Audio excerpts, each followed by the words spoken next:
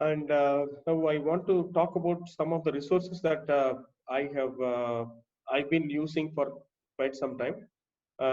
Again, I mean, these are all a very small list of resources that we have available. I mean, there's a huge list of huge resources are available, but there's a small list that I use. Okay. There are books that are three or four books which are really good in terms of giving the fundamental of these colors and the presentations. One is a field guide to digital color. This is like a Maureen Stone. I have this physical copy is what I have. This is like a very nice book. This gives a good understanding on the colors. Now, what kind of things that now we have to use, why we should not use this particular color at all those. And next one is this non-designers design and type book.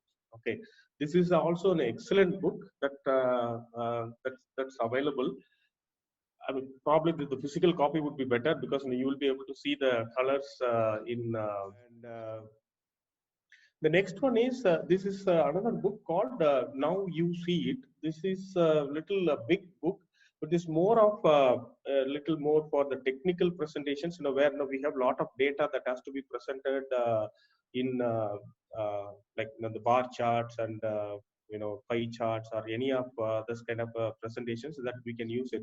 I had bought this book because I was having the presentations to be made for all the data analysis, but into the presentations.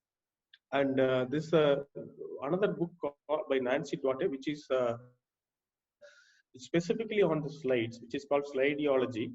This is another excellent book. I don't have the Kindle version. That's a very excellent book that also will be very useful for you to read. I will give you important information on that. Now, there are few websites and blogs that I usually follow every regularly. One is the smashingmagazine.com. This is I mean, this is not only about the design, but this is about like the technical, the CSS design, website designs, and all the aspect. But I just look for articles on design, the fonts, and other things. And then there is another website by Gar Reynolds. This is presentationzen.com.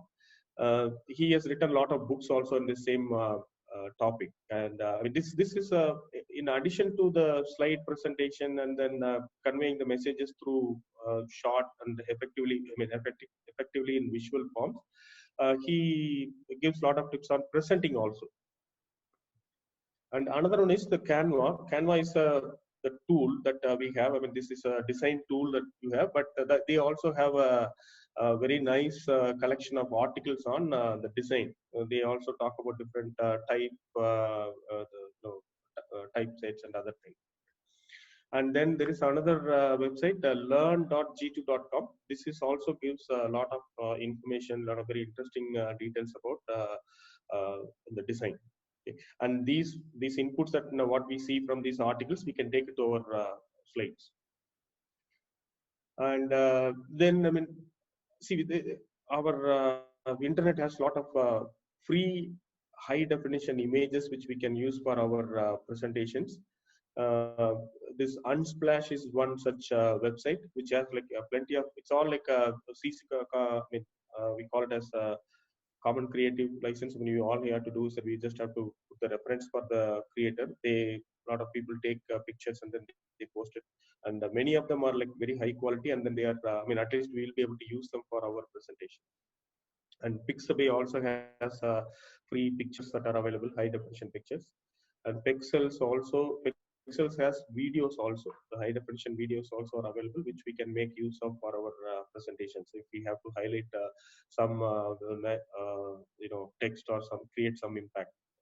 And Canva gives they do have pictures. When we now they have an option to create presentations from their website also. So earlier they were just having only. I mean, you can create LinkedIn banners and all the Facebook posts and other things. But now they have given options for creating a presentation also, and they have a huge collection of free images and then the design elements into their website. Now, so I mean that's all. I mean I had. I mean all the things that I wanted to talk to you about making the slides presented. I mean slides better. Now